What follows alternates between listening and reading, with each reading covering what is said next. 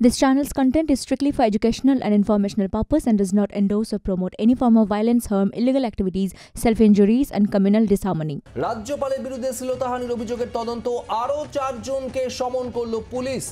এক চিকিৎসক সহ রাজভবনের আরও 3 কর্মীকে পুলিশ সমন পাঠিয়েছে। আপনাদের জানাবো, রাজ্যপালের বিরুদ্ধে শ্লীলতাহানির অভিযোগের যে অনুসন্ধান করছে পুলিশ, তার ভিত্তিতেই 4 জনকে সমন পুলিশের। পিয়ালি মেট্রো রয়েছেন টেলিফোনে প্রতিনিধি। পিয়ালি, আপডেট কি? একেবারে পায়ে জানো যে পুলিশ ইতিমধ্যে একটা মামলা রুজু করেছে এবং তাতে 3 জনের নামে এফআইআর হয়েছে।